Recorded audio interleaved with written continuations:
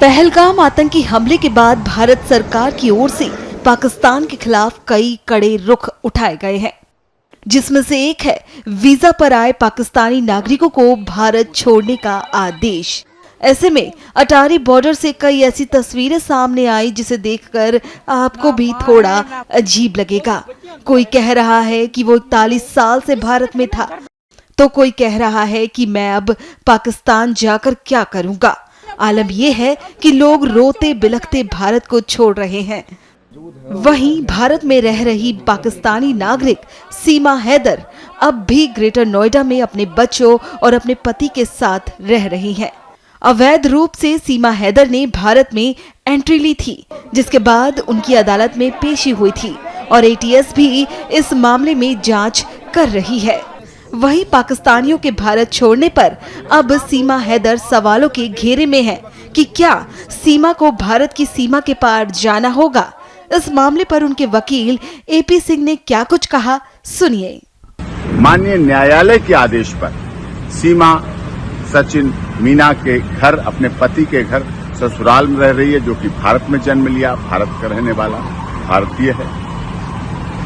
देश के महामहिम राष्ट्रपति जी के यहाँ उसकी याचिका लंबित है। सारे ओरिजिनल डॉक्यूमेंट जो पाकिस्तान से लाई थी सब सीमा के एटीएस के पास हैं, जांच कर रही है। सीमा अपने ससुराल और अस्पताल के अलावा आज तक कहीं नहीं गई। पिछले दिनों जब से ये पहलगाम घटना हुई, उससे भी एक दिन पहले उसके तीसरी नंबर की बेटी को वायरल फीवर की वजह से डेंगू हुआ। डेंगू में प्लेटलेट्स बहुत डाउन हुए। अभी भी वो बेटी के लिए दोनों पति पत्नी परिवार के साथ हॉस्पिटल में है, इलाज चल रहा है लगातार।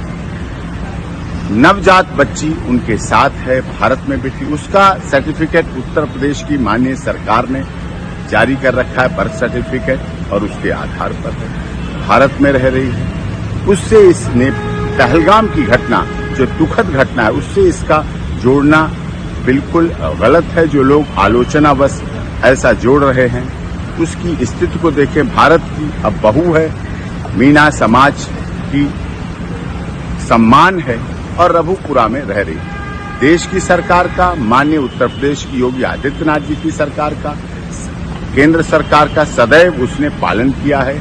एटीएस की तमाम जांच में सदैव भाग लिया है। पूरी जांच प्रक्रिया चल रही है, चली है। उसमें कहीं कोई उसको गलत और उस तरह से कुछ भी अब तक कोई कुछ नहीं मिले हैं। इसलिए उसके साथ उस घटना से न जोड़कर उसके साथ सिंपैथेटिक जीने दो, हमदर्दी, मानवतावादी, मानवाधिकारों की रक्षा करने की बात होनी चाहिए। नमस्कार दोस्तों, आप इस समय देख सकते हैं कि वकील एपी सिंह इस समय पहुंचे हैं रघुपुरा, और ये जो नई बच्ची जो